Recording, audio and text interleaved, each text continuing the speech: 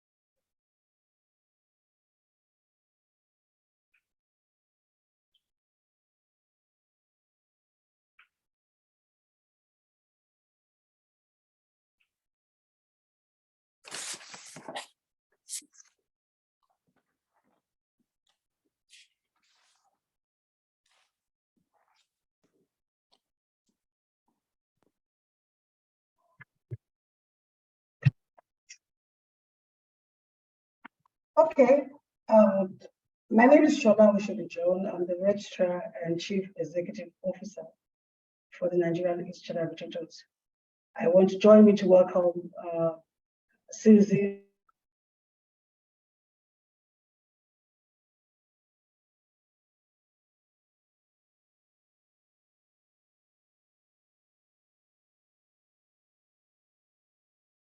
This webinar marking International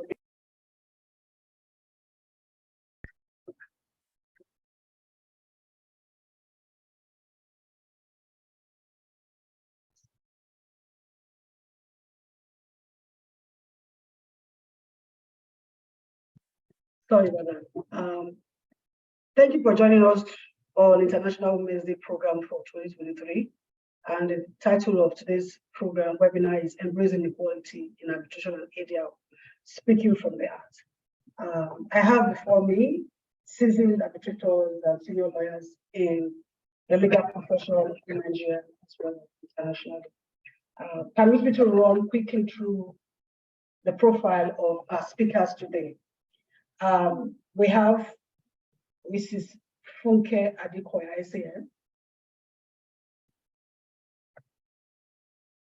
Mrs Adekoya SAN is a leading name in the Nigerian arbitration space. She practices as an independent arbitrator and litigation consultant in Lagos, Nigeria. She obtained a law degree in Nigeria and attended the Harvard Law School, Boston, Massachusetts, USA, where she obtained her LLM in addition to her involvement in high-profile disputes in natural resources and construction sector. She advises international councils in arbitration-related litigation and also provides international clients with expert witness evidence and opinions on issues of Nigerian law. Mrs. Adekoya SAN practices as an independent arbitrator. She also provides consultancy and advisory services on arbitration-related and other complex commercial litigation. Mrs. Adekoya has over 45 years experience in commercial litigation and corporate dispute resolution, and regularly sits as an arbitrator in high-value institutional proceedings under the London Court of International Arbitration, the LMAA, EC, and ICC arbitration rules. Of course, we didn't add in a profile that she's one of the foremost arbitrators in Nigeria, recognized internationally as a seasoned female arbitrator from this part of the world. Ms. Adekoya is going to be sharing with us her experience as we go along in the webinar. Permit me to now go to the next speaker. The next speaker is Mrs. Dorothy Ufot. Ms. Dorothy Ufot is going to join us. Please, could you go to the next speaker? We will bring up Ms. Dorothy Ufot's profile once she comes in. She did take some permission from us that she will join us a bit late. Mrs. Funmi Robers is a chartered arbitrator, member of the panel of global mediators of member of the panel of global mediators of Center for Effective Dispute Resolution, and experienced corporate law practitioner. She is an astute leader with a standing track record in mobilizing for corporate and public sector reform. She has excellent communication and interpersonal skills, tenacity, focus, and determination. Mrs. Robert has built one of the leading female-owned, value-driven legal and ADR law firms in Nigeria, Funmi Robers and Co. The law firm has offices in Ibadan, Oyo State, and Lagos State, with a focal point at the Federal Capital Territory, Abuja.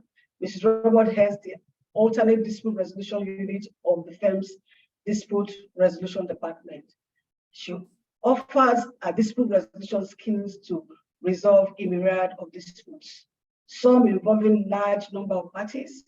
She has also served on the dispute resolution panels of many institutes in Nigeria, including the National Electricity Regulatory Commission. Mrs. Robert is Africa Regional Mediator for the World Bank Group. She is member of the United Nations Global Panel of Mediators. Mrs. Robert is the co-visionary of the COVID-19 ADR initiative, an initiative that promotes the use of ADR mechanisms for the settlement of COVID-related disputes outside of litigation at low cost without compromising quality.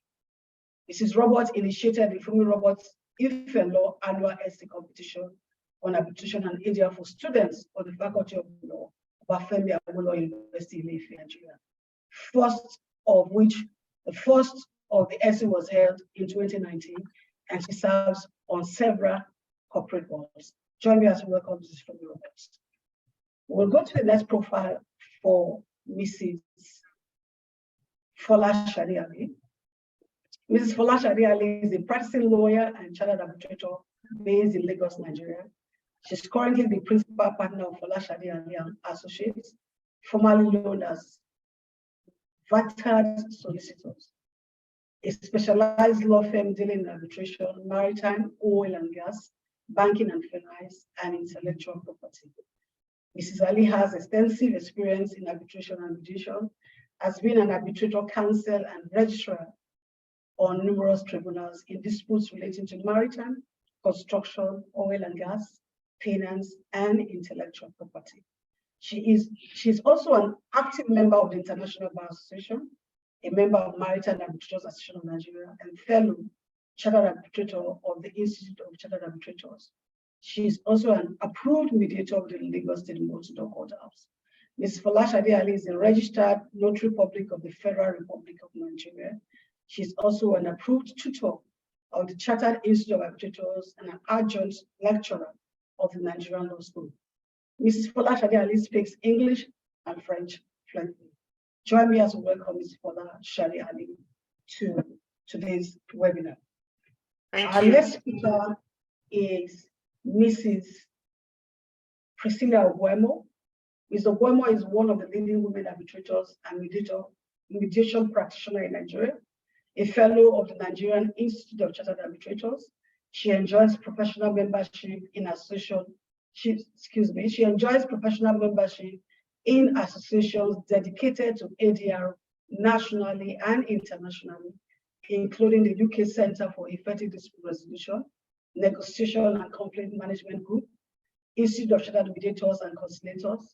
She recently served as a key member of a professional group that participated in the review of Nigerian arbitration law to promote investment growth of domestic arbitration in Nigeria.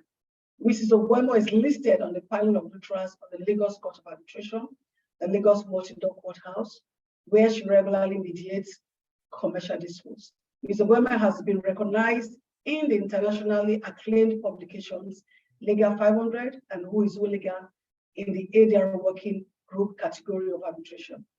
She is also a member of the Arbitration and ADR Working Group of National Assembly Business Environment Roundtable, a committee set up by the Nigerian Senate to review laws affecting the Nigerian business environment, the International Bar Association, Maritime Law Society, Institute of Directors, Women in Shipping and Trade Association, and Nigerian Institute of Management, among the numerous associations that she is a member of. Ms. Ogwemoh currently serves on the governing board of the Nigerian Institute of Arbitrators. As a member, she is a non-executive director of AfriInvest Securities Limited, as well as MROS Oil Nigeria PLC. Mrs. Ogwemoh is a director of the KMO Legal Arbitration and Mediation Center. She's also a member of faculty of the acclaimed fellowship and associate of the Nigerian Institute of Chartered Arbitrators. Join me as we welcome Ms. Ogwemoh to the webinar today. Mrs. Dorothy Ufot SAN is not yet online, but once she comes in, we will take our profile. Meanwhile, I would like to invite Mrs. Adekoya to please share with us our experience on our journey to becoming one of the foremost arbitrators in Nigeria, as well as international. But before I bring on Mrs. Adekoya SAN, I would just like us to remember that the reason why we have put together this webinar today is to think about how we can all begin to embrace equality and ensure that there's more inclusion for women in the arbitration and ADR space, starting from Nigeria as well as in the African continent. If you have followed up with arbitration and ADR development in the African continent, particularly Nigeria, you will notice that it has been a male-dominated space for so many decades. But I'm happy to say that today we are beginning to have more female arbitrators hold their own, even with the male arbitrators in Nigeria as well as internationally. It's still a long way for us, but we have come this far. I believe that with today's webinar, a lot of insights, a lot of lessons, a lot of tips are going to be shared by our learned six senior and experienced arbitrators, telling us what the younger ones like us and those that are upcoming can do to be able to own their own space and put themselves out there and be able to practice arbitration at the highest level that they desire to. Before I call on Mrs. Adekoya SAN, please, I beg your pardon, with due respect. Mrs. Dorothy Ufot is online right now. I would like to take the liberty to also go through our profile. Welcome, Mrs. Dorothy Ufot SAN. Please, can I have Mrs. Dorothy Ufot SAN's profile projected so we can just take our profile and then go into the business of the day?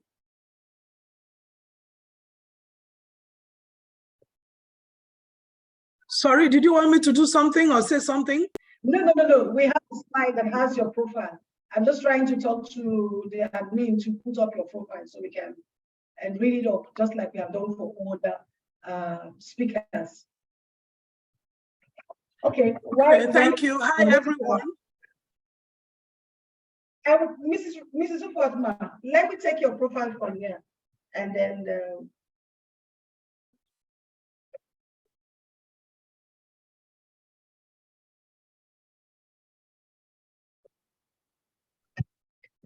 Mrs. Dorothy Ufot SAN is a Nigerian lawyer with a specialty in commercial law.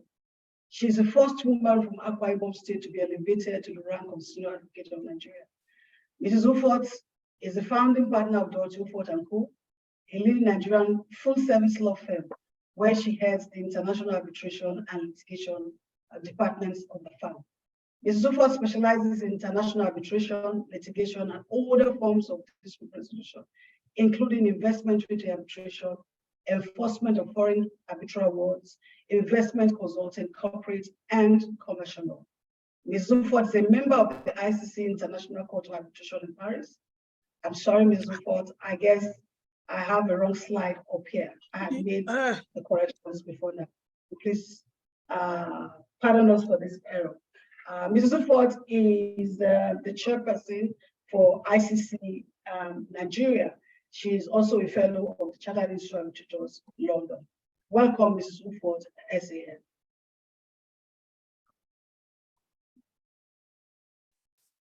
Thank you. Okay. So we will now call on Mrs. Funke Adekoya SAN to please share with us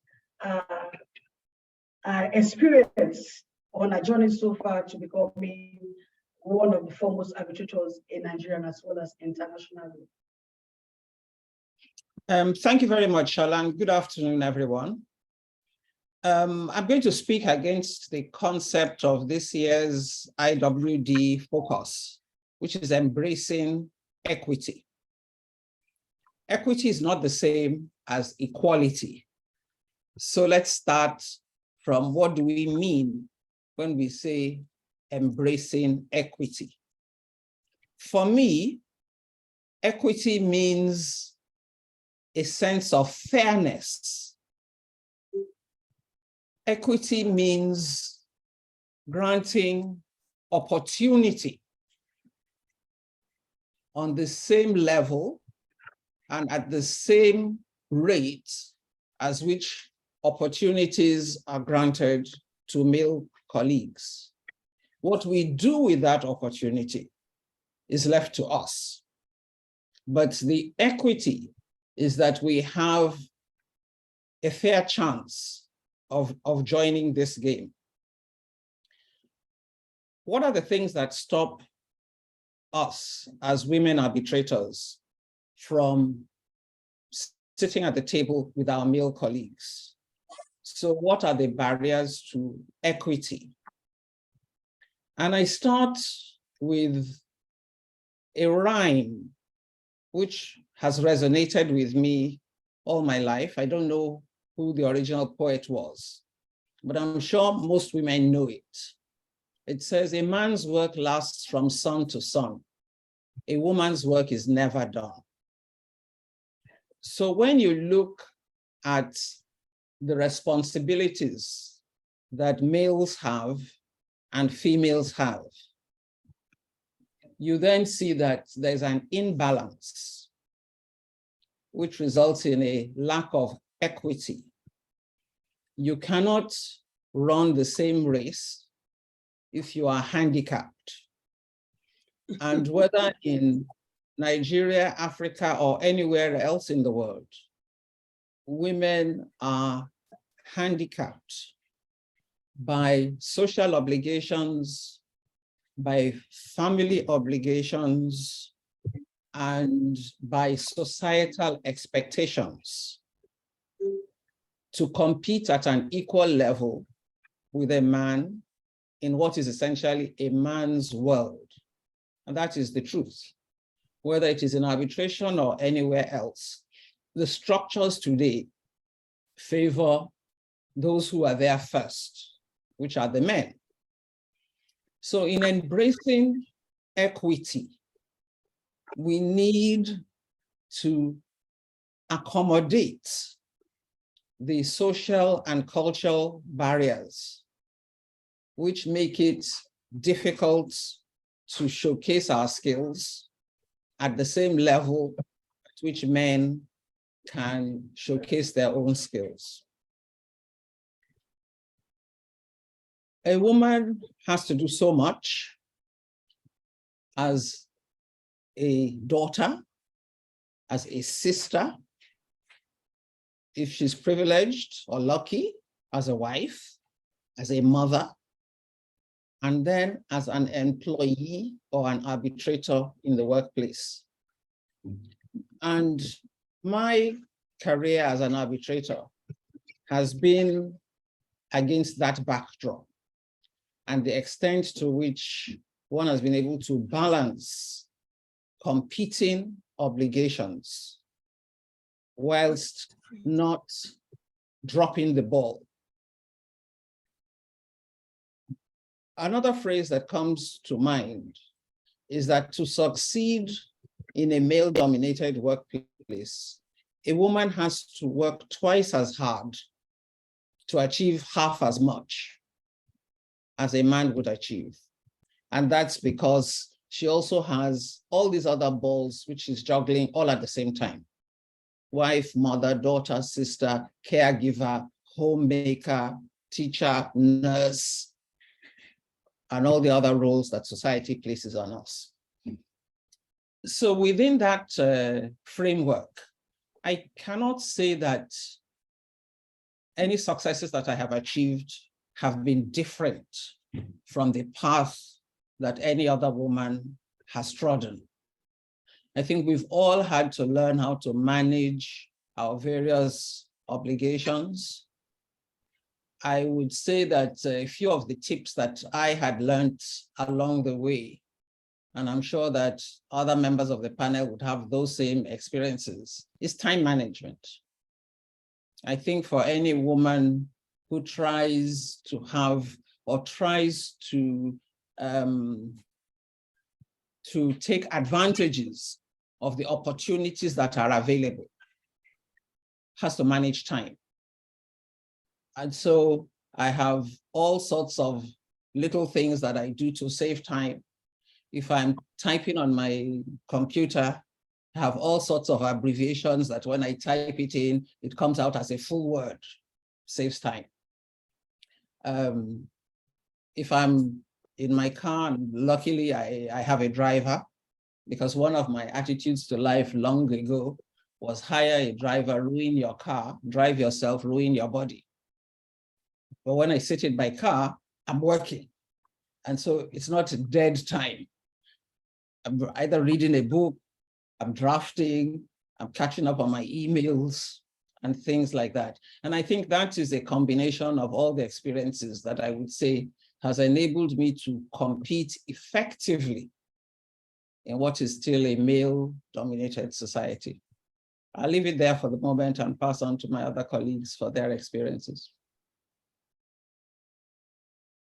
Thank you very much, Brad. That's very good. I mean, there's one key thing that I think is one key question that I'm going to take in, which I'm going to add to the list of questions, has to do with how do we balance the male and female, how do we balance the differences, the lack of equity between the male and the female gender? What do we do about it? I'm going to bring this question back, which we will treat later, because I think that's the heart, one of the heart of what we are doing today. May I at this point invite Mrs. Dorothy Ufot SAN to please share with us our experience, because we know we all come from different backgrounds and our experiences, I believe, are different. Of course, there's some common areas, but mainly we have different experiences in our walkthrough where we've got to today, where we've got to students and traders. So Mrs. Ufot SAN, could you please share with us your experience and what are the key lessons that you want us to take away from today's webinar? You are muted. If you unmute yourself.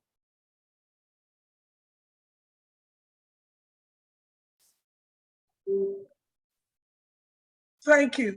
I think I agree fully with the comments that Mrs. Adekoya has made to us. I think that also would be the experience of most women, the challenges. So they are not issues that are peculiar to Mrs. Adekoya. But in my own case,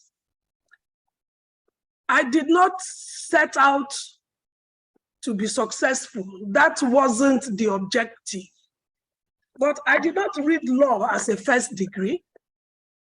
That's my own journey. So I graduated in political science in 1983. And I'd always had a passion to read law. So when I entered UNILAG to read law as a second degree, fire was on the mountain for me, because that I was behind my contemporaries. For instance, I spent 4 years reading political science. When I was reading political science, some people were reading law. So I went ahead and did my NYSC, that's 5 years. Now go and start all over again from the scratch. Everybody kicked against it. My parents kicked against it. Unfortunately for me, I had met my husband.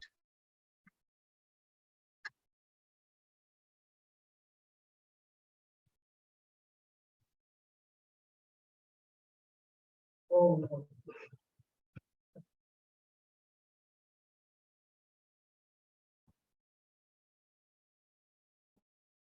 You're back now. You could go Yes, ahead. I'm sorry. Yes, the usual problem that we face. So as I said, unfortunately for me, I'd met my husband towards my final year in political science. And every parent would think you should settle down. You've found a man. Why don't you settle down and start a family? So I went to read law against every advice, particularly from my dad. So, and you see, when people tell you, don't do this, is what we told you, or you missed the guy, or something goes wrong. So from day one that I entered UNILAG, I knew I had no time to waste. So that propelled me to ensure that I didn't have a lot of time to waste in UNILAG, going back and forth. And they were still reminding me about marriage. You will lose this guy, you lose this guy. I was really struggling, and it went going. So when I finished, I said to myself, having spent like 8 or 9 years to qualify as a lawyer, I must do it well.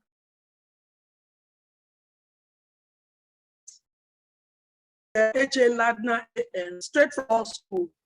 That is where I developed my passion for the law, my enthusiasm, because I admired my boss.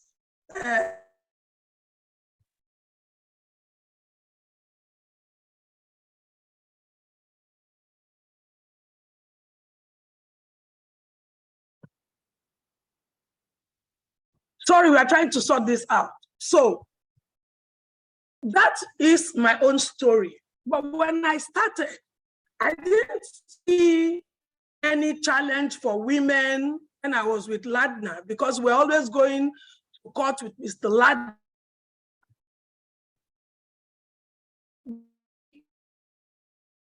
That woke me up was when I set up Dorothy Ufot SAN in 1994.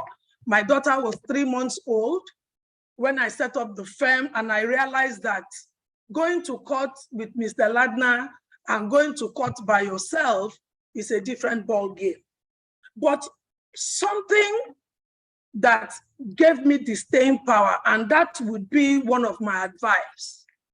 I had no alternative.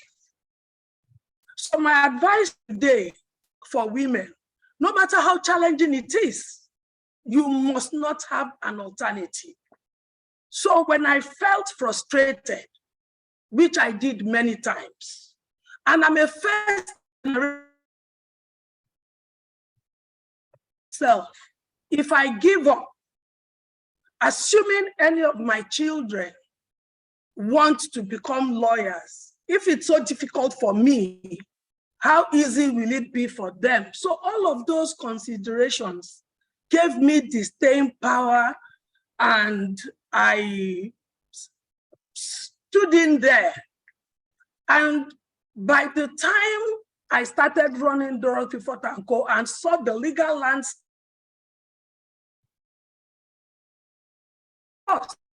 so are you going to quit? Are you going to fall down and die? Or are you going to start going to Dubai to start selling things to make ends meet? Mine was nothing of such. It was going to work. I must make it work.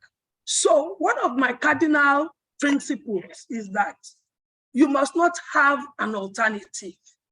You see, if you do not have an alternative and you have bills to pay, you have a family to feed, even if you are contributing, you have to make it work. It has to work.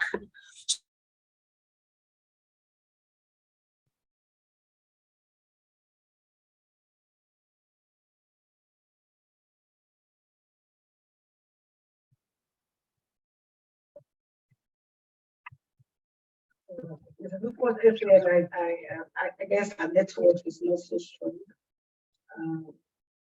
She definitely will join us back. Or while we are waiting for her to join us, may I invite the next speaker? Let me call on Mrs. Funmi Robers to please share her experience with us. I believe Mrs. Ufot SAN has almost run out of their time. So if she has something that she tells us, I'm so sorry about this. So I will, so that I give other people the chance to speak. For me, what I think women need, like I said, Funke has said it all. There's no point repeating what Funke has said. I have the 5 Ps. The first one is patience. You have to be patient. Society, fashion. You have to be persistent. You have to persevere. You have to be passionate. You have to be prayerful. I give you an example. When I wanted to break into the NNPC, it looked impossible. The general counsel then, incidentally, was from Akwa Ibom. It was like he determined that I will not come in. And I determined that I will come in. Then they were in Lagos. So he had to,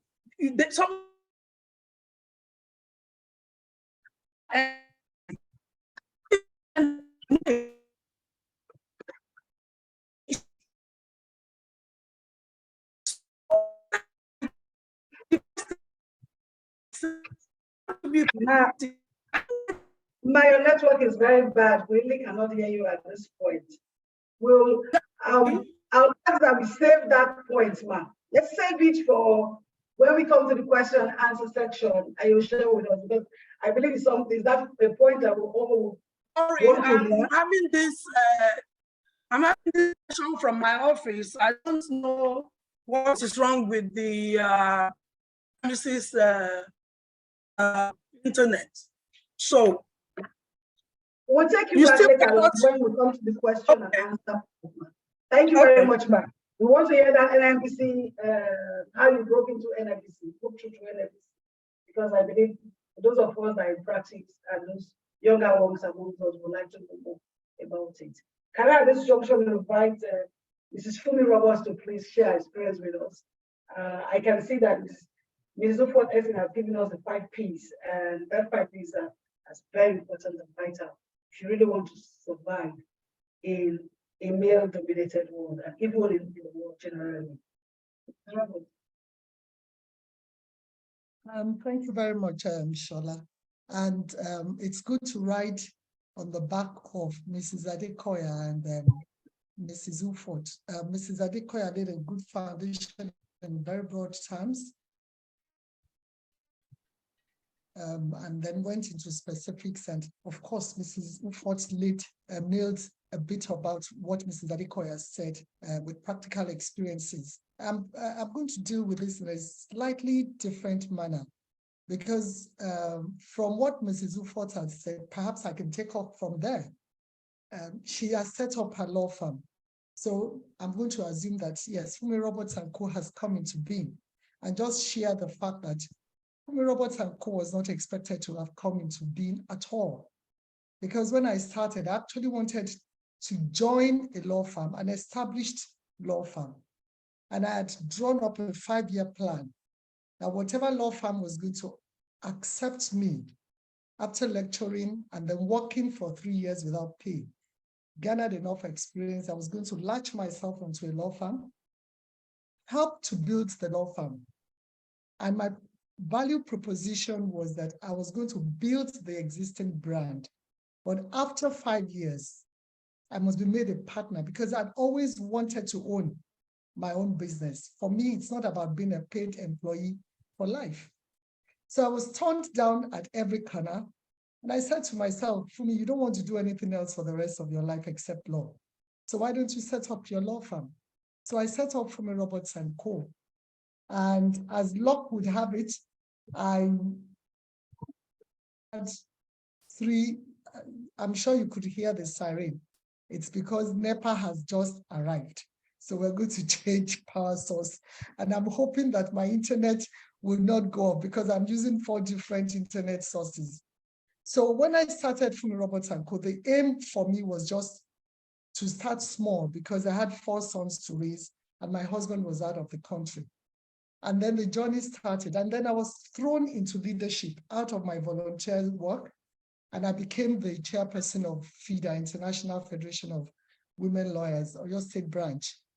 And I then, because of the location of my office, I had quite a number of young female lawyers come to me and report their male bosses. Report them in the sense that, look, I'm married, I have a child, I had to go to hospital, and one day my boss sacked me, or my boss suspended me, or it was just one story or the other, and then I had to intervene. So I purposed in my heart that when I set up my law firm and I need to begin to employ young wigs, I was going to employ only female lawyers. Because as a mother, as well as a practicing lawyer, I would then be able to empathize and put in place structures that work for these young lawyers. And that was what I did for a couple of years, until I realized that it wasn't going to be sustainable. And because let me give a practical example. We have to go to Enugu for a case. We are based in Ibadan. And then I have 2 juniors who are both married and with little children. There's absolutely no way I'm going to tell them to travel to Enugu. But if I had a guy in the team, the guy would, of course, be able to jump on the bus or the plane and travel to Enugu. So I came to that realization and began to bring in males. But as we speak, we have more female staff than male staff. So when I talk about equity in the legal profession, for me, I situate it within the context of Funmi Robers & Co. Because we try to ensure that we give equal opportunities to all our counsel and all our administrative staff, and which means that we enable them to have equal access to resources and opportunities that enable them to improve not only themselves, but also their personal life as well. And when I look at my space, I'll say that I was lucky. When I started as a lawyer, I didn't know one thing about arbitration. I heard about it, but it wasn't at the fore of my brain at all until I got a call from late Honorable Justice Kayode Esho. I went to see him and he said, Funmi, I want you to be my registrar. And I became his registrar. And I mean, it was like it opened up my eyes to the fact that this is another area of practice I could go into. And without telling him, I started the exams, and everybody told me that, Funmi, you can't attain fellowship in 4 years. But perhaps like Mrs. Ufot, I was in a hurry. I joined arbitration when I was almost, I'm sure I was in my 40s, and there were younger people coming up behind me. I wasn't going to get the fellowship in 4 years. I got it in 2 years. And I would also say that I was lucky in the sense that I had somebody holding me up. But then I look at the generation coming behind us and I see that it's a lot easier for them. The courses they are doing now, we had to travel to England because there was no faculty, or there was limited scope for the faculty to operate at that time. So some of those courses, we had to travel to England to do them. And here I was, I didn't have the money. Sometimes I slept on the couch in friends' homes. I borrowed, begged. I didn't steal, but I borrowed money to be able to afford the plane rides. But it's all in the past now. And what I would then say is that the tenacity to succeed must be there. You just have to have this bond in you to succeed. You have to be passionate about whatever you want to do. But the important thing, and which Mrs. Adekoya mentioned in passing, is that for a woman, you have to do a lot more than the man. And let me share an example and why I say this from a personal perspective. One of the first, second, or third generation banks in Nigeria was founded by two friends, both of them my friends. And the then MD, the founding MD, I went to him and said, can you enlist my law firm? And he didn't. He just kept posting me. Then when the second founder took over, he said, Funmi, look, I'm going to test you with this brief. And he did. And I didn't even have to apply before I got a letter saying my law firm had been enlisted. So I then had a conversation with the founding MD. I said, look, when I came to you, why did you not enlist my law firm? And his response was very interesting. He said, because I didn't take you seriously. I didn't take the fact that you were going to build a law firm seriously. And I was taken aback. And he shared his personal example. He says, look, when my friend, my wife, or my sister say they want to start a business, they start the business a few years down the line, they've given up on it, moved on to something else. So he has learned not to take women seriously when they said they want to go into any business. But that's when he saw his friend's reaction and the way I handled that brief, he had a quick turnaround. So those are some of the practical examples of what we women face. And it is not only men who don't take women seriously. Even we women don't take ourselves seriously. When people talk to me about, oh, Funmi Robers has grown so well, how many lawyers do you have? If I sit down to do an audit of those who helped my journey, 75% of them are men. And that is the reality of my case. Most of the time when we are talking to ourselves as women, if I look at the demography of the people here now, we are all women. But we need to begin to engage the men in some of these narratives. Some other people's experiences may be different. And that is why if I have the opportunity to be involved in an appointment, I go for the men. I go for a woman. Unless I don't have a choice, it is always for me, a woman first. The men all have formed their old boys club. Why should I encourage them to take the space of my gender? So for me, it is a no-brainer. If I have a choice to make a decision, it is a woman. And I just wish that many other women can take the same stance. Many people can say that, oh, is that equitable? Why you want to focus on women? But I said, yes, it is equitable in the context of our reality. in the context of our circumstance today, and if we can all take a pledge, if I have a choice to make a decision, I will choose a woman. Perhaps that will help us. And I'll stop here. Thank you. Thank you very much, Mrs. Roberts. That's been very interesting. For those of us that want to start law firms, I believe this will come in very handy to us. May I now this junction call on Mrs. Ogwemoh, Priscilla Ogwemoh, to please share experience with us. Please, I just want to repeat that, please limit our experience to like 5-7 minutes max, so we can a lot of questions finally for us to take. Thank you. All right, thank you very much, Mrs. Oshodi. I think my own part has is pretty much sort of cut out, because Mrs. Adekoya, Mrs. Ufot, and Mrs. Roberts have sort of, said it all. Just to add that my own case was a bit different, in the sense that right after Youth Corps in 1992, I joined a law firm in Lagos. And I was lucky that it was an established law firm. And we were mainly into, that's a law firm of legal. We're mainly into maritime and shipping law, primarily at the time. And then we had, so I was exposed to, cases at that level. And if you put in, the fact that a lot of maritime, and shipping practitioners, right, are always in a quick hurry to resolve their dispute. And the quickest means, of course, they will resort to is arbitration. So we had a lot of that in the firm, and I was exposed to that at that level. Having said that, so that was where my interest in arbitration, sort of developed. I was also exposed to a number of, we had, one of the cases, I remember Mrs. Roberts being the registrar to the late Justice Kayode Esho. I was involved at that level as well, coordinating and, bringing all the parties together.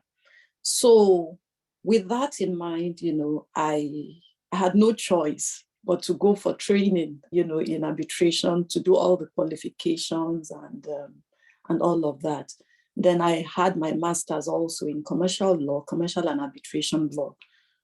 So I would like to say for women, the thing is, for me, I've been quite fortunate, because I talked about exposure. I talked about, even the exposure to, the quality of cases and all that. But having said that, yes, all of those limitations are there. The fact that we have to, compete in a male-dominated profession and field, both in law practice and in arbitration. However, I think, and this is a good testimony for all the women here. They are all women who are high achievers, who are doing so well in their chosen fields. But that is because they took a decision, right, to press in. They took a decision to position themselves to attain that level of success. And I'd like to say, because happily I know everyone here, I'd like to say that they've given very good account of themselves. They're able to hold their own, even in this male-dominated, field. Well, how have they done that? That is because from all that have been shared, even here today, that is because they made a choice. They gave their all. So what I'm saying is, yes, we are talking about equity, we are talking about, opportunities and all that. The thing is, no one is going to hand it to you on a platter. You have to do all of the things that these successful women have done, okay? By positioning yourself, going through all the trainings, and also be sure that you have the right exposure and you put in your best. Ultimately, when all things are down, it will come down to what skills do you have? What are you able to offer? And again, I say that all of these women here have done well, in that area. Do we have challenges? Of course we have challenges. Are we able to overcome them? Yes, we are. And I think it's been an evolving process, evolving in the sense that 10 years, ago, you won't see as many women, in the field of arbitration. But now it's different. There are so many people who are involved at different levels, even in organizations, in corporate, organizations and all that. We have more women there. So I think I'd just like to harp on what Mrs. Roberts said, in closing, that we women also have to stand for each other. We have to stand for ourselves. The men may not, whilst they may not readily just hand things over to us, let's go out there and reach out for, what we can take by primarily encouraging ourselves, holding each other's hand. I'm happy to say there's an arbitration Mrs. Folashade, Alli and I are currently involved in. We are even dominating, not so Mrs. Alli, because there are 2 women arbitrators on the panel with just 1 man, there. So I see this trend, I see it developing.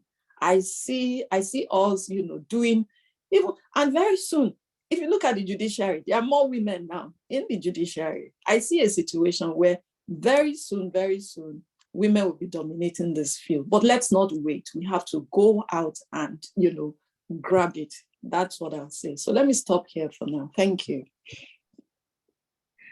Thank you, Mrs. Ogwemoh. Thank you for the advice and the encouragement. Can I call on Mrs. Alli to please share with us her experience? Now that Mrs. Ogwemoh has mentioned what you two are doing at the back end, I'm sure there'll be more up there for us to learn from.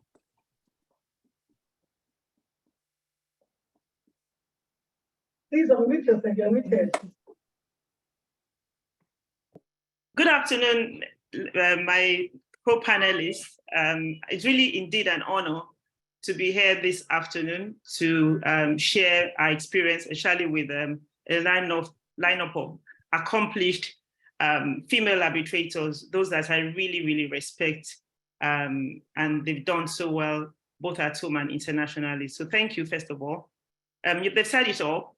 I guess that I'm the last to speak. Everything I wanted to say has been said. Mrs. Adekoya has really set the tone. Mrs. Ufot took it on another level. Our experience is awesome. Mrs. Roberts is my mentor for life, my great encourager, always there putting me out. I can't thank her enough.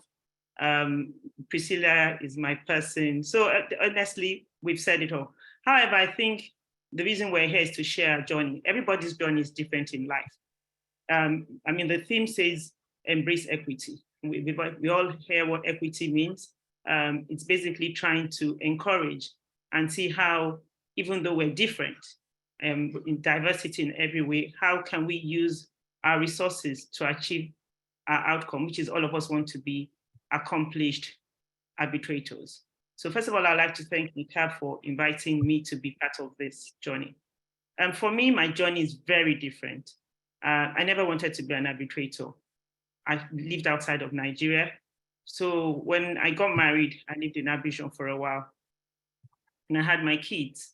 So when I came back to Nigeria, because I was frustrated having an LLM, being called to bar in England, not being able to practice because I had to now go all the way and to start my career in law, I gave up and I just said to my husband, we have to come back.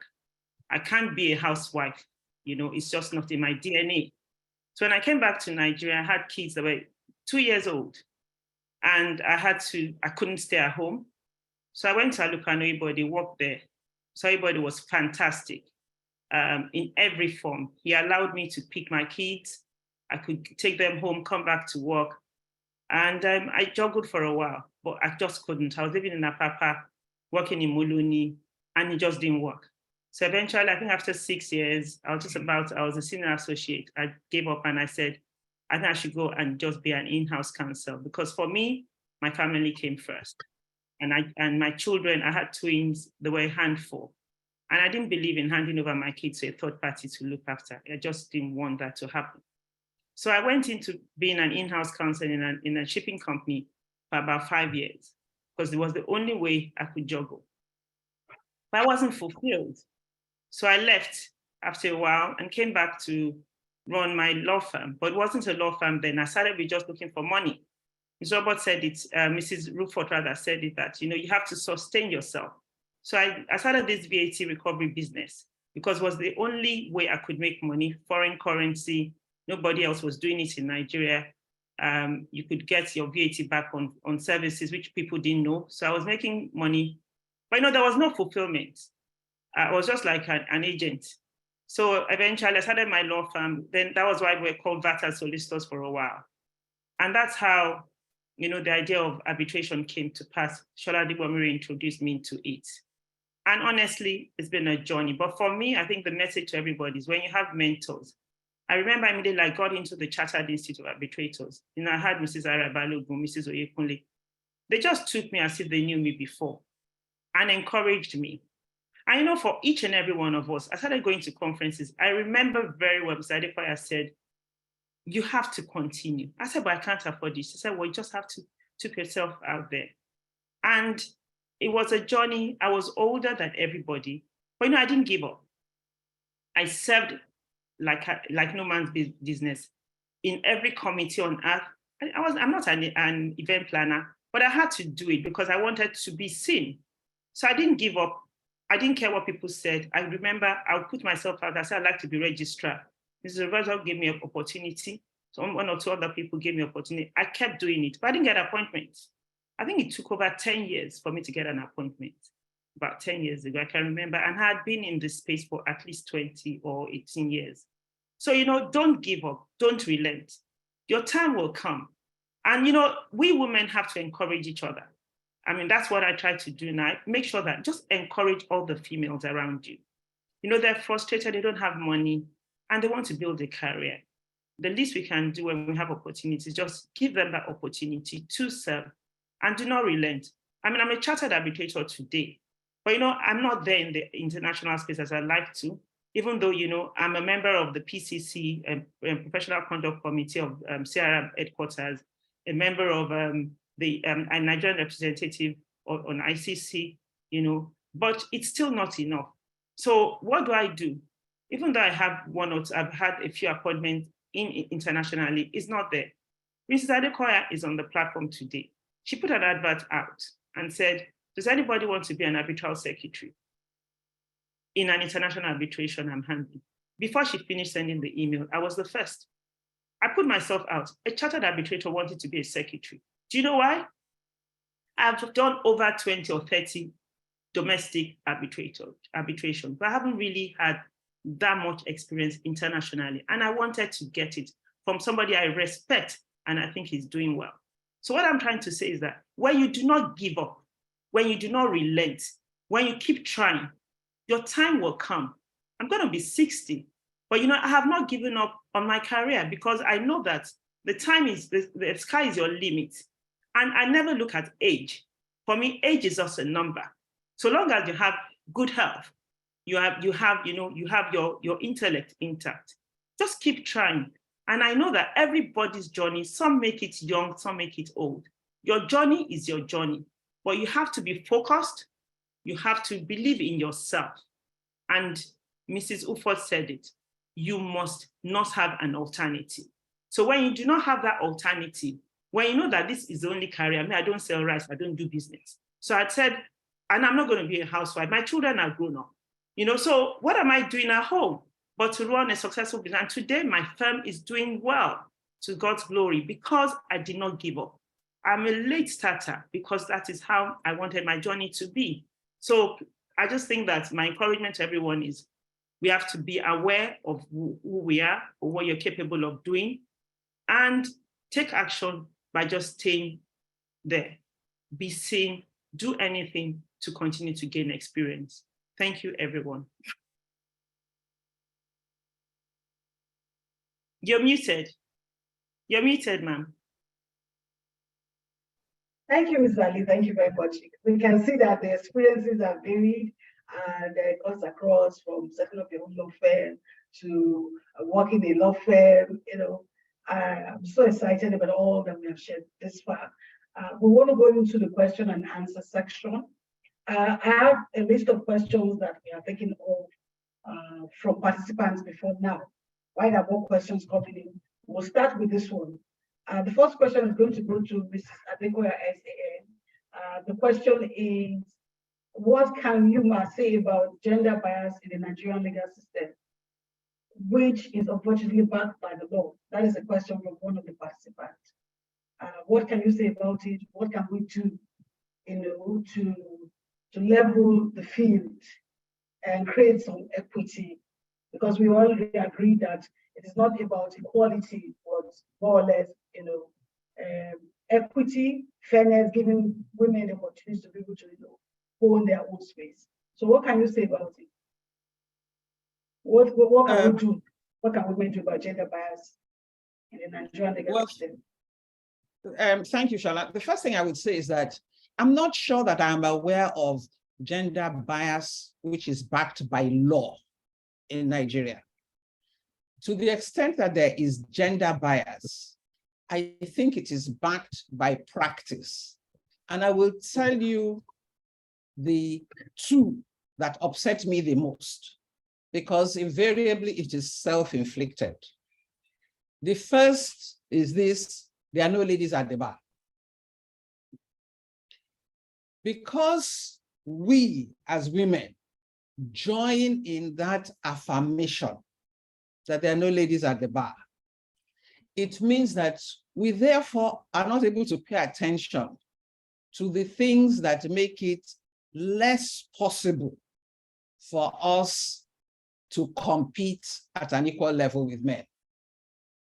I hardly hear women protest when they say, there are no ladies at the bar, we are all gentlemen. And then they'll say, you are gentlemen in skirts, and we will smile or laugh. People know me.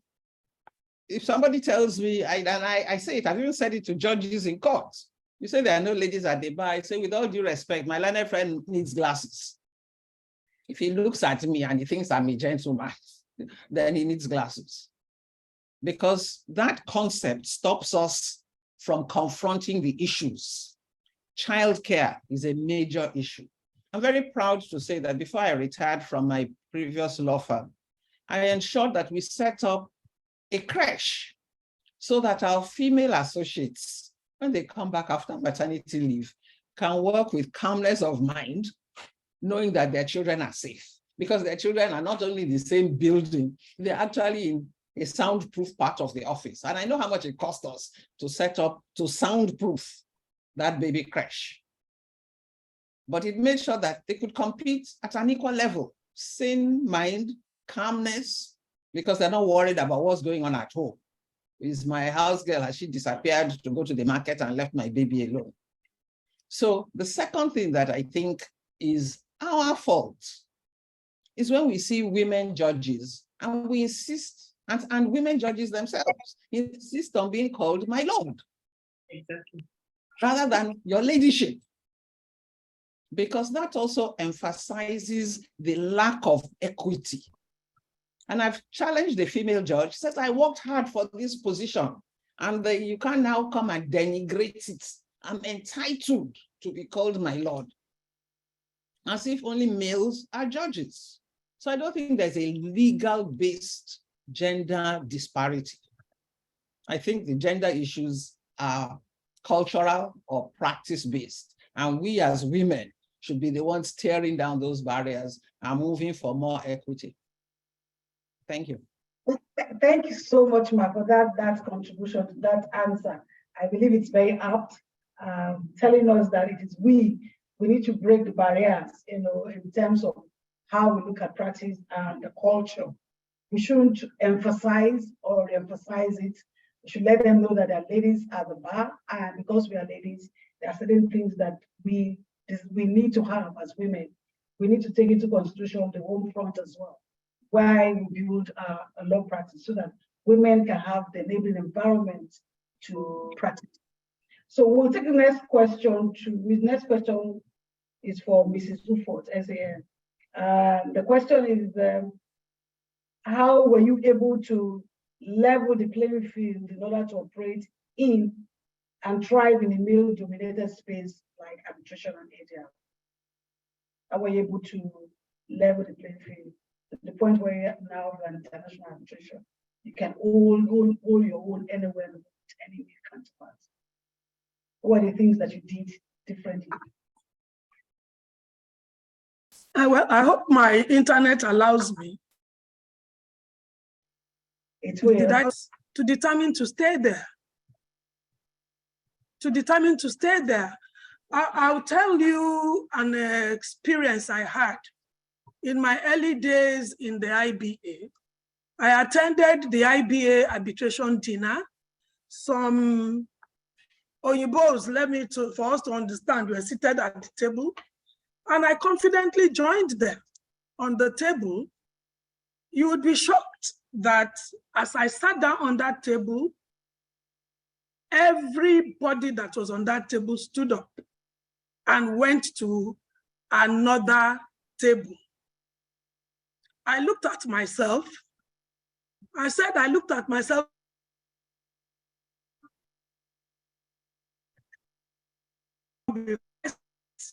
I sat there. I won't mention the name of one of the foremost lawyers who is struggling, is a man who is struggling to, also be recognized in international arbitration. It happened to him and that was it. But I sat in there, and whenever I went to the IBA, I didn't go shopping. Of course, I love shopping, but if I'm going to IBA, there's no shopping. So in arbitration, if Monday to Friday, I put my bag, the folder, in the front seat, because it was difficult. And I was determined to break into international. I attended all the conferences, made friends, and some people say until they start calling you by your first name. But one thing I would say to add, one thing that sets women back is networking. Women don't know how to network. And we cannot network as the men. Funmi Robers mentioned the boys' club. So what will you do? Are you going to fall down and die? So if I can just interject here, when Mrs. Ufot is talking about networking, you are better listen. If there's a power networker, that is Mrs. Ufot. So if you don't listen to any speaker, listen to her talk about networking. She's a networker guru. Please go on, Dorothy, we're listening. Yes, because you see, if you don't network, how are you going to get the work? You see, the challenge that a lot of women face, who are the people giving out this work? Most of them, majority of them are men, the bank MDs. So if your husband cannot stand the sight of you talking to another man, then there's a big problem there. You have to be able to network. And let me give you as an example. If I go with my complimentary card, it is with me 24/7. And if I approach you, my husband doesn't have a problem with that. I approach you and you say, I ask you what you do. Once what you do does not align with what I do, I move on. But if we start a conversation and you say you are the MD of this bank, of course, for the next 15, 20 minutes, I'll glue there because I want a brief. And then we must find a way of connecting. So I think the biggest problem, playing big and high, whether locally or internationally, is the ability to network. And I'll tell you something too. If you wake me up at 3 a.m. and say there's a brief there, to be honest, I will be there. If I can't go alone with the driver, I can assure you my husband will go with me because I see the way he networks. In fact, sometimes in the morning, my husband wakes up and he will just tell you, you are still lying there? Is that how you are going to make money?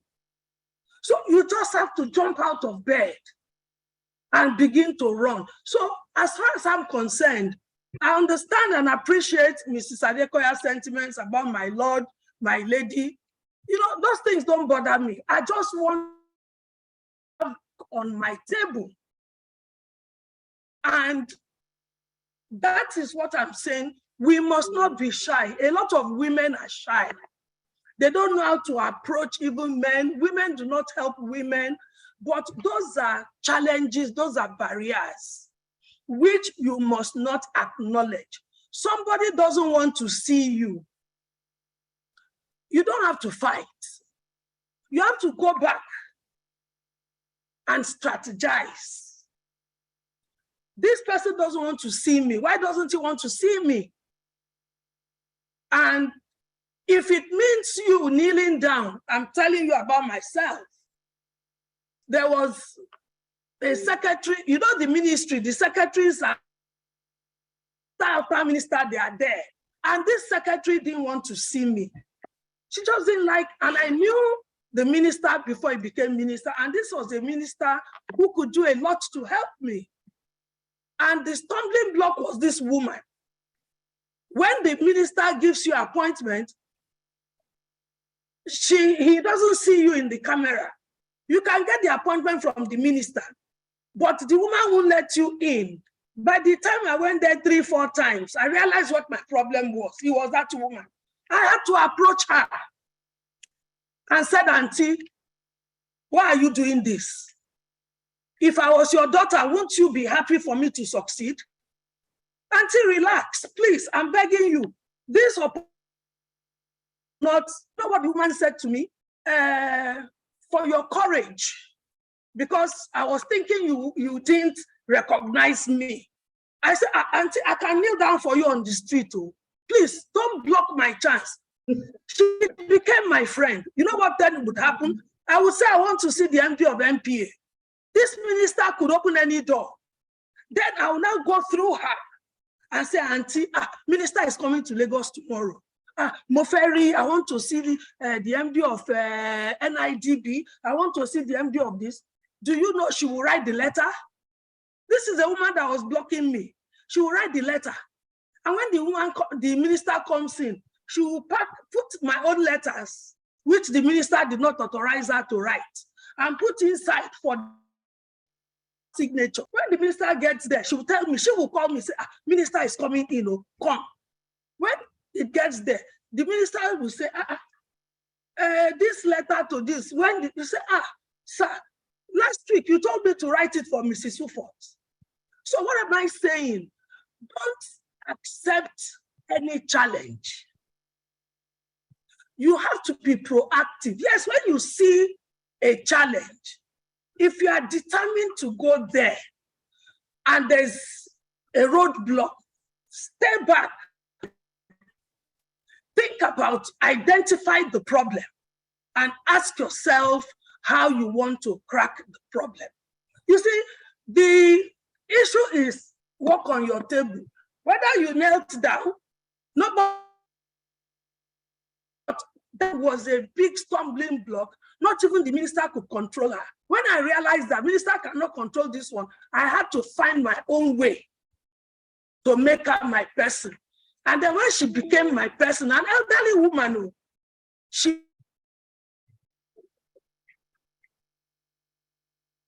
Wow, thank you very much, ma. We've lost Mrs. Thank you, ma. I know we've lost you, but I think we've taken that cue from you. Networking is very important. Now I invite Mrs. Robers to take the next question. How can women avoid or manage stress and executive health issues rampant among female executives? Thank you very much indeed. And I'm sure somebody would ask, what is the relevance of this question? What has stress got to do with equity and so on? But like I said, Mrs. Adekoya laid the foundation for it. Wherever a woman finds herself, she has to deal with the realities of her situation. And the reality is that you are a mother, you are a wife, you are a sister, you are a mother-in-law, you are a grandmother, and you have to try and streamline those roles within a very short time. And there's no way, like somebody was, I think I read it in a book, he said, if you're an executive and you are not stressed, you are not doing your work. And that's just the reality. That's correct. If you don't have health challenges, it is because you managed yourself very well. But that there will be no stress, forget it. It is par for the course. But it is how you manage it that is important. I have my way of dealing with stress. And my number one tip is exercise. If there's anything I don't joke with, it is my exercise. If you tell me to come on certain days to do certain things, I will tell you, no, that's my gym day. And I don't go to gym. In Lagos, when I attempted to go to a gym, they said it is 30,000 naira per month. But in my Ibadan, where I stay, and that's why I encourage, come and live in Ibadan. You go to the Liberty Stadium, I walk for 1 hour or 30 minutes, depending on time. I then join an aerobics class where we do aerobics, we do stretching and so on for 30 to 45 minutes at the cost of 2,500 naira per month, compared to 30,000 in Lagos. But that is the reality of the space I live in. But what am I saying? You have to take care of yourself. And how does stress relate to arbitration? Mrs. Alli was talking about how long it took her to get her first appointment. I'm sure if you ask that question, all of us have our stories. I was just one of the very lucky ones. That I was Registrar to Justice Esho, and one day we were looking at his diary, a new appointment came in. And I looked at his diary, I said, Grandpa, you can't take this one. You have this, you are stretched. And he said, Omo, can you do it? I said, sir, I can. It's a sole arbitrator. I said, I can do it. And I did it. And I discharged myself creditably well. That was, but you can imagine the number of young arbitrators out there who are just inching or itching to get their first reference. And believe me, there are more people in that space now than when many of us started off. And these are young people who would give you no quarter. They are ready to sideline you, move you to the side if you don't up your game. So the stress is there, but you have to manage the stress. And I always say that apart from exercise, the next thing is your diet and time management. As I sit here, I try to read as much as I can about nutrition. And many people will say, oh, Mrs. Roberts, you are 65 years old, but you don't look it. And one stress inducer is the fact that we are angry, we stay angry, and we harbor negative emotions. Believe me, it is a stress buster. We look at Mrs. Adekoya, look at her accomplishments, and oh, I must be like Mrs. Adekoya, not knowing her story. You would look at Mrs. Ufot, she'll wear a belt, D&G belt. She knows what I'm referring to, D&G belt, with bag to match, with shoe to match, and then you say, oh, I must dress like Mrs. Ufot. And then you're just stressing yourself unnecessarily. You look at Mrs. Alli in her beautiful white and black suit, and you're saying to yourself, why can't I dress like that? It is because she can afford it. Be happy for her. But don't kill yourself trying to be Mrs. Alli or trying to be Mrs. Adekoya. Write your own story. The moment you are authentic and you are true to yourself, I tell people 10, 15 years ago, I would pay any amount of money as long as I can afford it to buy a foreign skirt suit. What am I wearing today? I'm wearing Ankara. I'm wearing Adire, all sewn by Mrs. Doris Maxwell in Surulere. And I look at myself, the amount of money I've spent on all those expensive suits. So please just be your natural self. Learn from Mrs. Adekoya, learn from Mrs. Roberts, learn from Priscilla. Look at best practices, but don't try and be what you are not caught out for. And you know, I've been wondering who took up that appointment with Mrs. Adekoya. You know, I said to myself, one day the truth will out. Now we know it was Mrs. Alli. She beat me to it. I was about to type a message to Mrs. Adekoya when I read on the platform that it had gone. And I was so pained because I was looking forward to working with her. If Mrs. Ufot says tomorrow, Funmi, come and work with me on an international arbitration, I'm 65 years old, for heaven's sake. People are going to ask why. And I will tell them what Justice Esho said to me one day. We were looking at his docket and I said, Grandpa, you have to slow down. And he shared something with me. He said, Omo, don't let me slow down. The day I slow down, I'm slowing down to my death. And that was exactly what happened to him. And he shared the story of late Chief Omole, one of the wealthiest Yoruba men, who said to him one day that you must keep engaging your brain. You must keep engaging yourself.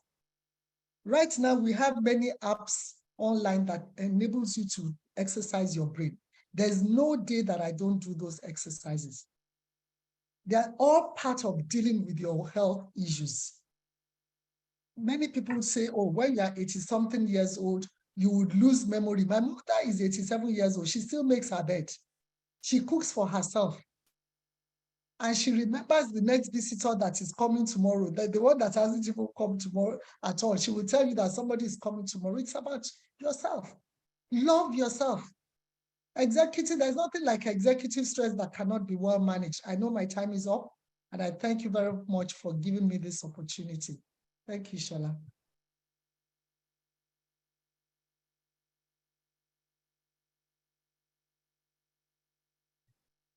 Thank you very much, Ma. It looks like the network has cooperated with me to tell you your time is up.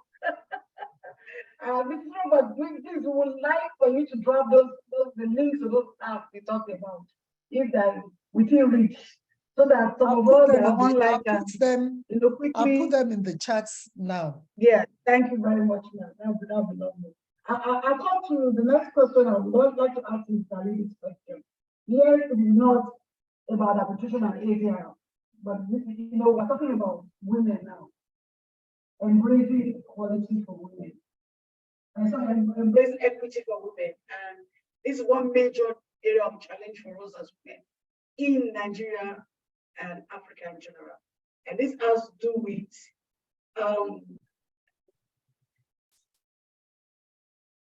the need for legal aid and intervention for the voiceless.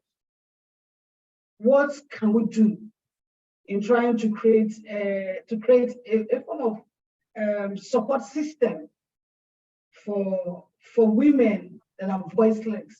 For instance, widows who have been subjected to toxic traditions and practices, house helps that are being treated, maltreated or treated brutally by their madams, and even orphans. Their rights have been trampled upon all over the place by virtue of their situation. What can we do as women? What can we do? This question is for Mrs. Alli. Thank you very much for that question. First of all, I think in addressing this issue, it's very important that we should commend the efforts that have been made thus far by the NGOs and some advocacy groups, which they've played critical role in tackling and trying to eliminate, even though it hasn't been done, the condemnable acts of violence, discrimination, and definitely unfair treatment of female across the world, but in particular in Nigeria. Now, for me, the progress that has been recorded, in the campaign for protection of women's rights, as such that, we on the bar, we must really ask ourselves, what are we doing? I'm of the opinion that further efforts needs to be made by most of us. And from the reason why I really got interested in this was when I was actually the chair for the advocacy committee of the Nigerian Bar Association Women's Forum. It was unbelievable the number of women that either had left the bar or were contemplating or leaving because they were harassed by the employers. Some would go to conferences. They call them conference materials because they couldn't afford to pay for conferences. And some senior colleagues will take them because, you know, they wanted to build a career. So the first thing I did was actually to advocate that there should be a sexual harassment policy by the Nigerian Bar Association Women's Forum, which thank God we drafted and it was implemented. And the president of the Bar Association at that last year, the former president, Olu Akpata, actually was so pleased, and they've implemented it now as the sexual harassment policy for the whole of the Nigerian Bar. And we're at the implementation stage where we need to put a stop and encourage our females they cannot be harassed. So, I mean, MTN was kind enough, they've given us a helpline so that women that are scared and don't know where to go, you know, can actually call, because some are so scared, they're scared of losing their jobs. And we must put a stop, honestly, to this. And I think we as mentors, Legal Aid has done a lot.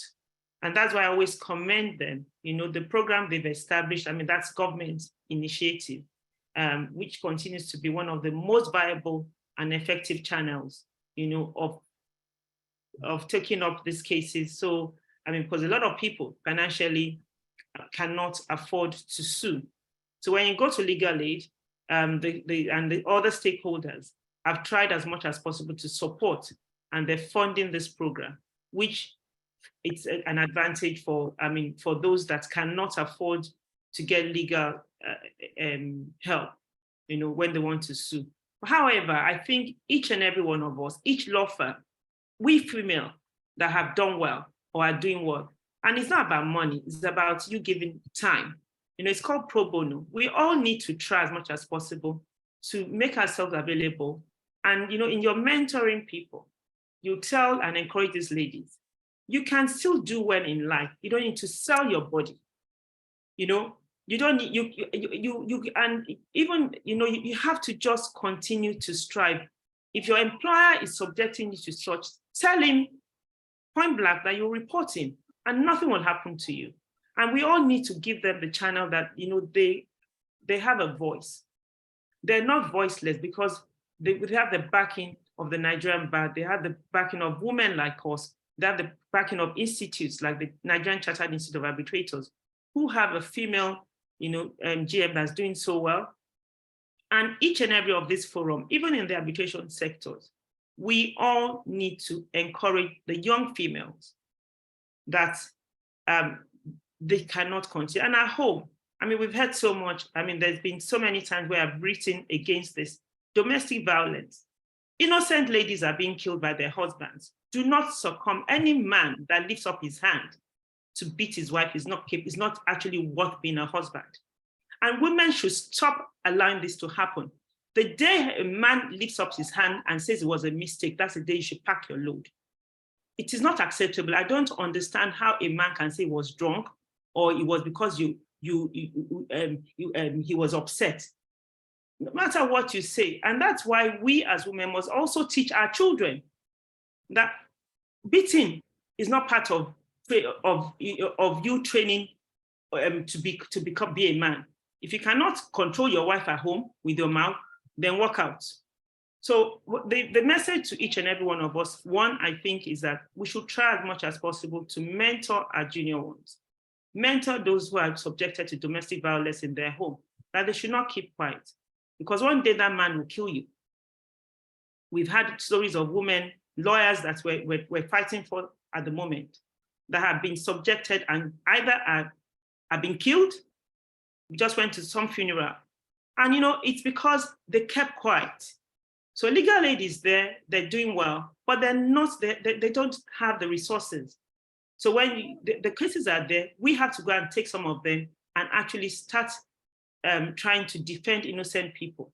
So please, I think the message to each and every one of us is, in your little law firm, what are you doing in terms of giving back? Giving back could be in this sort of form. So I think that's my response to the issue of legal aid, but also say that pro bono from each and every law firm, would also go a long way, especially for those who have law firms that are being run by women. Thank you. Thank you, Ms. Ali. That was a very good response to the question. I just wanted to say, please, if you have a website address for some of these organizations, NGO and government-led ones, please push it over the chat box for us so that the women that are on the platform can easily take them down. You never can tell. They may not be the ones that need it. Maybe they need a friend or someone close to them or even a neighbor. We need those numbers and those websites somewhere so that it can come in handy when there's a need for it. It's just like it for us. We'll take it from there. The question I won't say the last question. The question that I have here is for Priscilla, and the question goes like this: what can arbitration and ADR institutions do to encourage and get more female participation in arbitration and ADR? For instance, you know, I am the CEO and the registrar for the Nigerian Institutional Arbitrators. And over 6 years of working on the institute, I can tell you that I've spent good quality time trying to encourage more women to join the institute. Because when I came in, very few women, even at the position of leadership in NICArb, it was more of a male-dominated institute, even from the governing council all the way to the different cadres, even the branch. We are seeing more women come into the space. But what can we do to encourage, more female participation? Because I believe more women that join the arbitral institutes across Nigeria, I think it will help for us to be able to mentor and also, bring in more women into the arbitration and ADR space, even in legal practice and other professions. Because like Mrs. Ufot has said, networking is very important. And one of the major things that these institutions do is provide a platform for women, to network with the male gender as well as their colleagues and female ones as well. So what can we do to encourage more female participation and get more women on the board of these institutes? Thank you, Shola. I think you have sort of answered the question in a way. But the truth is, we have to be more deliberate. When I say we, I mean those institutions. It's just about value creation, really. So what do you offer your members, right? I know that the institutions are doing quite a lot. I do know about yours. It's doing quite a lot. But I think we need to be more deliberate, in terms of coming up with policies that will create, we sort of enhance our participation more actively. When I say, this value creation and having deliberate policies, we have to begin to see, let's say, is it possible, for instance, to say we are allocating a percentage of referrals that come to these institutions? You are the body, you are the ones that receive most of this, particularly when it is not ad hoc, it's institution, is an institutional arbitration and all of that. So you need to be, when I say you, I mean all, arbitration institutes need to be more deliberate. Can we look at the possibility of saying, okay, to promote like gender balance, is it possible to allocate, say, 50% of cases that come in, of disputes that come in for resolution? Having said that, I mean, if that is possible, that would be great, Secondly, I'd like to propose that, how do we use our platforms? So we need to have these platforms that will give us that opportunity to showcase our skills, showcase our talents. I said earlier on that a user of, say, an arbitral institution will not be primarily concerned about gender balance. No, we have to begin to, sort of create that opportunity to show that we're not just saying because we are women, we want this 40%, we want this 50%. No, we are saying that we have the skills. just as a male counterpart, we have the skills, we have gone through the training, we have acquired enough, skills and relevant, let's say, experience to give us, to have this opportunity. So I think that is one of the things, I'll be proposing to every arbitral institutions. Second, and once these users are, convinced, they are convinced that, yes, we do have the competence, they will be very happy, to go with, if you make a recommendation that, okay, we want, this number of women to be on any arbitral panel. Thirdly, rather, I would still say that ultimately the women, the women members of these institutions, right, we have a huge role to play. We have a huge role to play. I'm happy everyone here is testifying as to how this person has held their hands, at one point or the other. We need to, begin to also play a role in, referrals, a role in saying, okay, if I'm if I know of, say, a 3-man arbitral panel, can I quickly call, can I recommend, say, Mrs. Roberts, Mrs. Alli, or any other person I know that is in, is in practice, right? So that, I think, is a role we can also play in holding each other's hands. And then I would also like to ask that, is it possible for heads of these arbitral institutions to engage, corporate organizations, at deeper level, and, begin to sensitize them that, look, we have able and capable women who are able to sit on, any arbitral panel. Perhaps if you do that more in terms of, okay, maybe organizing events, Mrs. Roberts, okay, Mrs. Ufot that talked about networking. Can we organize more of such events to bring us together, right, with stakeholders that are able to give out these instructions and, appointments? So those are the things I'll be speaking to. Yeah. Thank you, Ms. Ogwemoh. You've nailed it.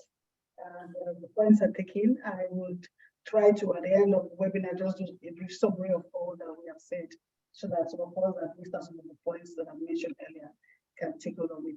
But we have just gone down to the questions that are in the question and answer box. And I would like to give this first question to Mrs. Adekoya. It says, good afternoon, distinguished speakers. This issue of gender equality has always been a great concern to me and our noble profession. We can count how many female SANs we have in Nigeria. And the reason is that I feel everyone believes women are flexible. Women can do this, women can do that. This, however, makes me wonder what a female lawyer can do to change the impression of the public towards the capability of female lawyers. Thank you very much. First thing, be capable. You can't compete unless you have the skills. So you have to study, you have to learn, you have to prepare for every event, whether it's a court case, whether it's an arbitration hearing, whether you are participating on a webinar, whether you are writing an article, you must prepare, because you are not selling your gender. You are selling your capacity. That's the first thing.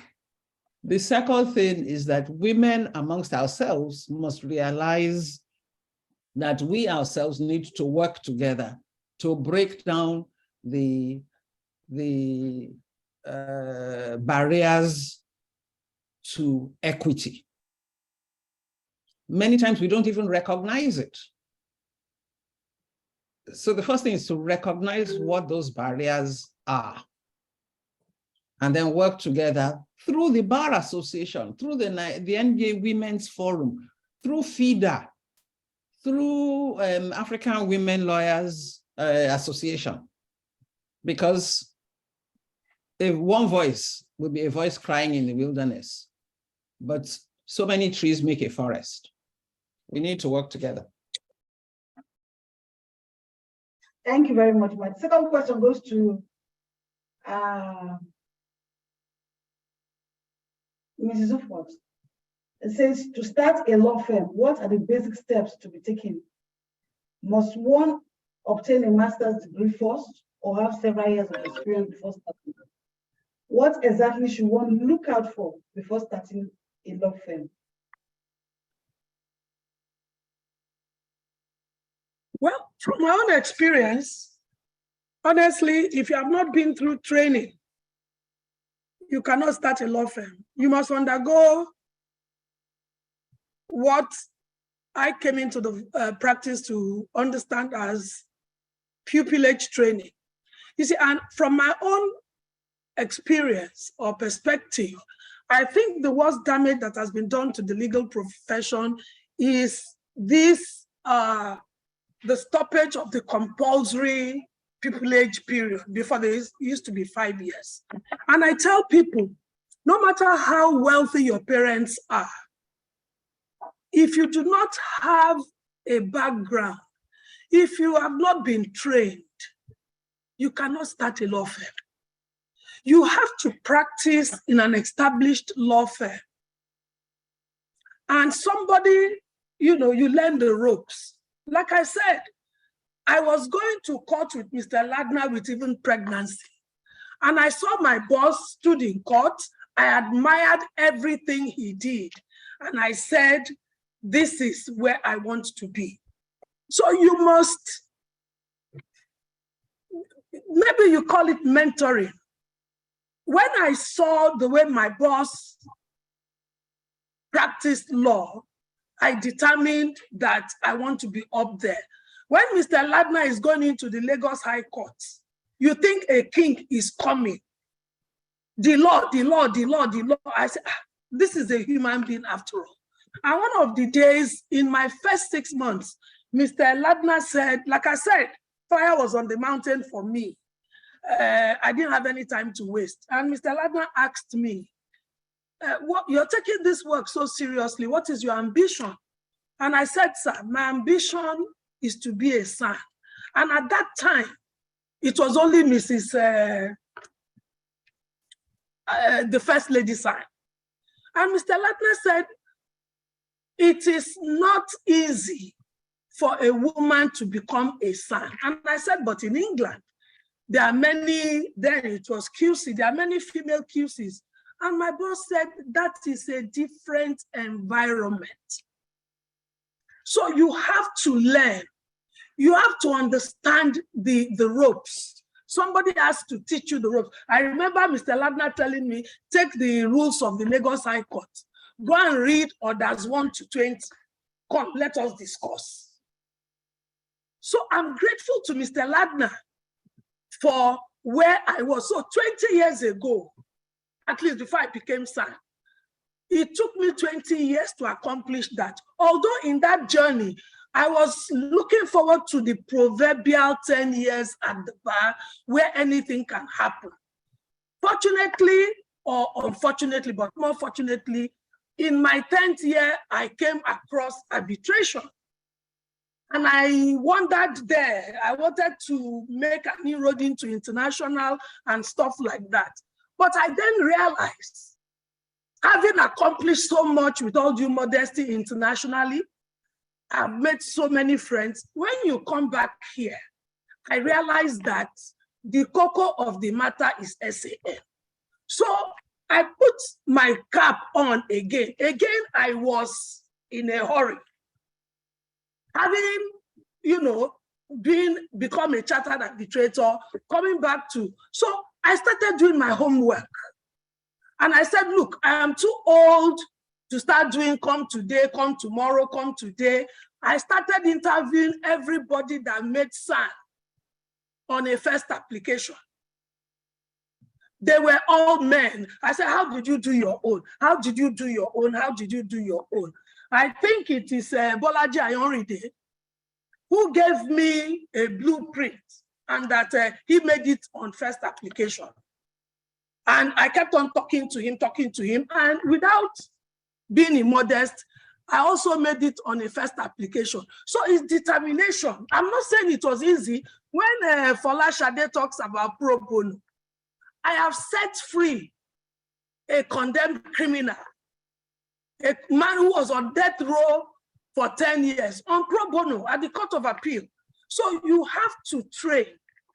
You can't jump out of law school and say you want to set up a law firm. And for the young ones, when you are living, live on a good note. If you are in a law firm and you want to live on a good note. Because my first few years of practice, when I had any difficulty, I would call up my boss, please, sir, I want so, I didn't have money to buy the books. When my boss is sending me the books, when I send my clerk to him, he will ask me, what is the issue? Who is the judge?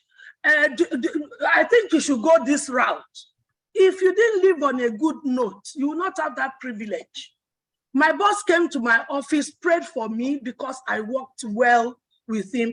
And with that family, I am still very close to his children. We're friends, we're sisters. So basically, before you set up a law firm, you must undergo training.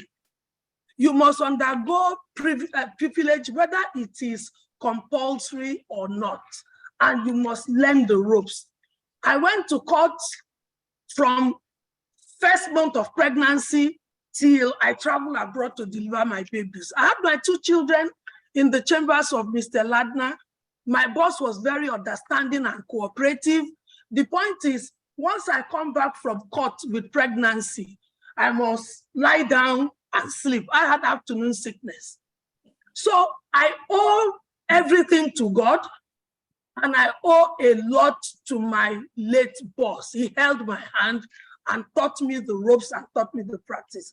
You can't jump out of law school and say you have connections and that you want to set up law firm because, no, it's not about connection. Like Funke said, you must deliver. And another thing I want to say, I know my time is up. One thing I want to counsel women, you see, the corporations, there's no sentiment in the business circles. Even if you're dying, honestly, dispassionately, you must deliver. You see, what militates against women, why people don't like to instruct women is my husband, my child, my this. I have written a brief from hospital because I was facing a son. And in that brief, the entire management of that bank said, sir, this woman has gone to get a son. We should get a son. And the MD said, if we are giving the briefs to all the sons, those who want to become son, how will they become son? Do you know my daughter had the first asthmatic attack on that case? And it was against Debak on the SAN of blessed memory. When we admitted my daughter at a hotel at midnight, I had to follow my husband home, bring my books, and I was writing my counter affidavit from the hospital.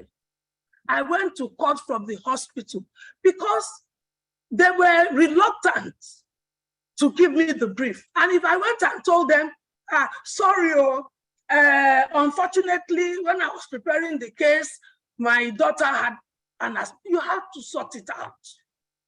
What militates against women is this excuses that in the corporate world, in the business industry, there's nothing like my mother, my father, my uncle. Those are stories. And they will tell you, we don't want stories, we want results. So I think that is something that militates against women. Because the men don't tell stories. Yes, ma'am, that's true. Indeed, the men don't tell stories. They go up there. That's one edge the men has about us. Yes. Really, they don't tell They say you want to do perfection. The men will go to Alausa and do it in 2 weeks. Find their way through. The year is lasting 6 months. How can they give you the next brief? They can't. So it's not a sentimental game at all, and it's not about self-pity. You must deliver. Thank you, Ma. Thank you so much, Ma, for that wonderful point to that answer of what you need to do to set up a law firm. We have 2 more questions to go, just 2 more questions. We will definitely close the section by 5 o'clock, no matter what happens. This question is for Mrs. Folashade Alli. It says, the theme of this year's International Women's Day celebration for this year is digital innovation and technology for gender equality. How will embracing innovation and technology help bridge gender equality in arbitration and ADR? Please, I have 2 minutes to please round up this question. Yeah, thank you. I think at the end of the day, we all must move with the times. We're in a technology age where, if we're talking about, we've heard Mrs. Ufot, Mrs. Roberts, Mrs. Adekoya, everybody saying, you must keep abreast, you must deliver. How do you deliver if you're in a technology age and you're not compliant? So I think the answer to everyone is, we must make sure that we are more than capable and able to deliver on any assignment we're given. Arbitration now is done virtually. I think half of my preliminary meetings, I don't have physical meetings anymore. You have breakout rooms, everything is done online. There's an arbitration I did where a party was in Netherlands, another one in Holland. So, so we need to all move with the times. We're talking about arbitration, we're talking about equity and justice. And it means that you yourself must do what is necessary for you to be seen. So, I mean, yes, you can't expect to be called upon to do arbitration and you're telling them that, can I call my secretary to help me put on my laptop? Because you can't do it by yourself. So I think the question or the answer to that question is, let us all, as much as possible, if there are changes in the law, if there are changes in tech, please let us all try to train ourselves. Training is key, keeping abreast of changes in law, more than anything in technology. AI is taking over. We've heard so much about virtual hearings, so you need to know how to do it. And I think so long as we continue with that, there's going to be, then you can play fairly with the men. And we women, and I think that's what we're good at. We're good at multitasking. We're good at doing so many things. So please let us not forget to make sure that we're technology compliant. Mrs. Roberts always impresses me. Every time I have a meeting, and next thing I know, before we finish the meeting, the minutes are out. Because what she does, as we're having the meeting, she's making the changes. And as we finish, the minutes are sent out. And, I keep marveling that if she can do that, why shouldn't I? So I keep challenging myself by looking at people that are my mentors. And I think that's what we all should continue to do. Thank you very much. We don't have time. Thank you. We'll take this last question. I think it's from Mr. Charles Daffy, who actually wrote his name there. He's talking about, this is from Mr. Adekoya SAN. This is now, if you wrap up this question, it will be he says, equity is fairness. However, how would you relate speed? Who must come to anything that comes with hands? He didn't say in what regard is asking this question, but we just spend the next 1 to 2 minutes to please. I'll answer that in 1 minute. There are 2 different meanings of equity. Equity that we are discussing is equity meaning fairness. The equity that he is referring to is a body of English law that is not codified. And that is the meaning of he who comes to equity must come with equity. Thank you very much, Ma. I would say that we've come to the first of all, I want to thank all the speakers, starting from Mrs. Funke Adekoya SAN, Mrs. Dorothy Ufot SAN, Mrs. Funmi Robers, Mrs. Folashade Alli, Mrs. Priscilla Ogwemoh, and all our participants for giving us these 2 hours of your time to be with us this afternoon. I'm sure we've had an engaging section and we've all learned a lot from this webinar. I would like to say that I believe that arbitration and ADR has come of age in Nigeria, and understand that we also have a women's group for it. I recall that Mrs Funke Adekoya was in the arbitral women. I don't know if you're still there. I think maybe we need to also now begin to promote the Nigerian one and see how we can make it stronger to some of the issues we talked about, the Nigerian branch. Some of the issues we talked about that has to do with women, how women can break it. Sorry, Shola, why do we need a Nigerian branch? Well, Why not not Nigerian branch, African women in arbitration? Why yeah. do we need arbitral women We already have Nigerian anyway. branch? Yeah, what We I have was trying to say is to have Yes. arbitral women, you know, or arbitral, there are women in arbitration in Nigeria, you understand? Because we need to have our own. We've come of age.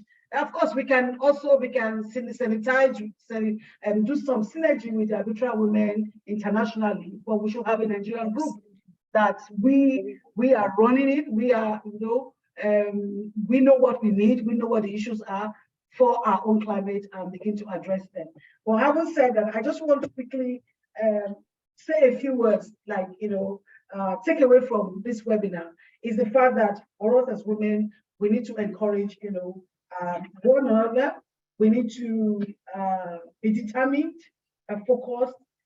We must not give up, you know, like Mrs. Ufot said, there's no alternative to arriving at wherever it is you are aiming for. And we've learned as well today that there is a need for us to close the gap.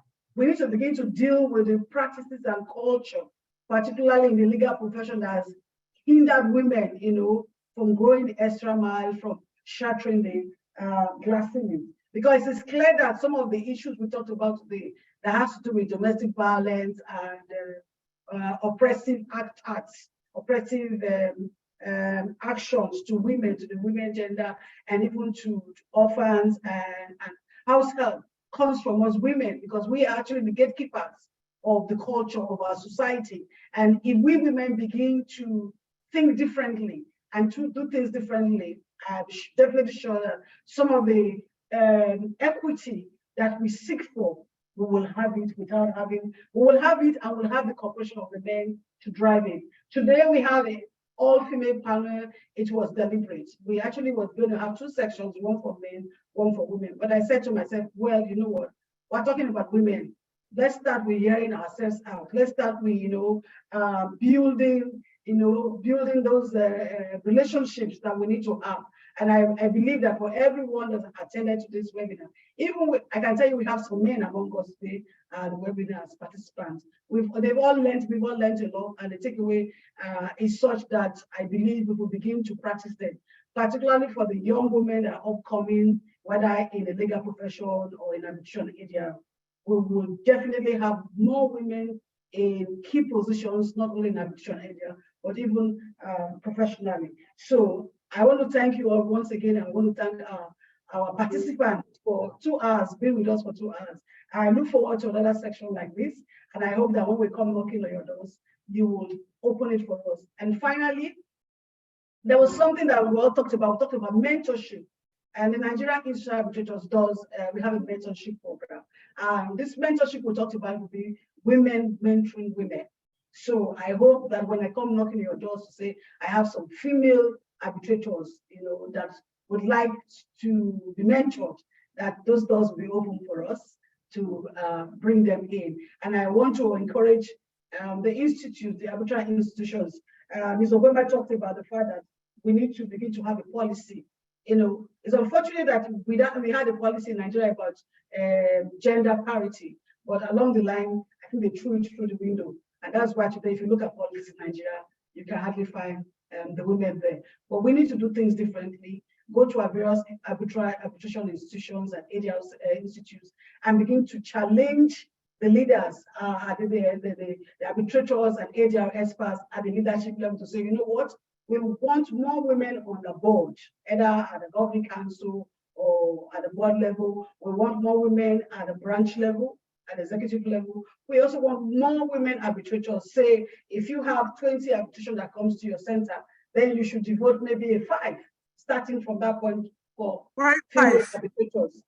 And if you don't have any man, I think is a good starting point. You know, we're talking about equity, not equality. And so it's about opening the doors. And by the time we get our feet into the doors, then we can begin to make more demand and begin to strategically position ourselves, because not only do we have the number, we have the expertise, we have the expertise, and we have the competencies to occupy these positions. So thank you very much. Thank you, my distinguished speakers, for your time. I am indeed very grateful and honored to have you on my panel this afternoon. You have a wonderful weekend. God bless you. Thank you.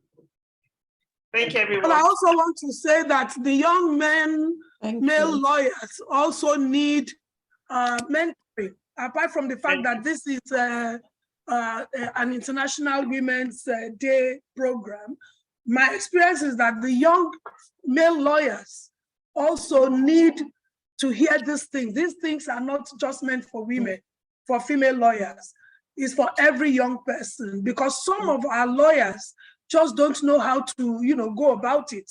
So next time, put men on the panel and invite more men to speak. We will do that. We will do that. The young men also, when they see a mentor, they are very delighted. They ask you how you've done it. So it's not just for women.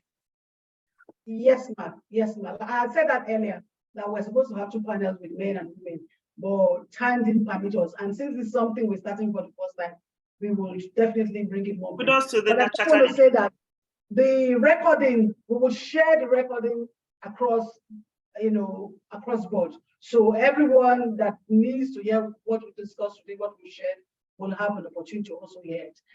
And it's not going to be limited to just the women alone. So thank you very much, my distinguished speakers, for your time. Leonard Silks, I appreciate you. Senior colleagues and colleagues, thank you. You have a wonderful weekend. God bless. Bye-bye. Thank you. Bye. Thank you. Bye. Bye. Bye. Bye, everyone. Thank you.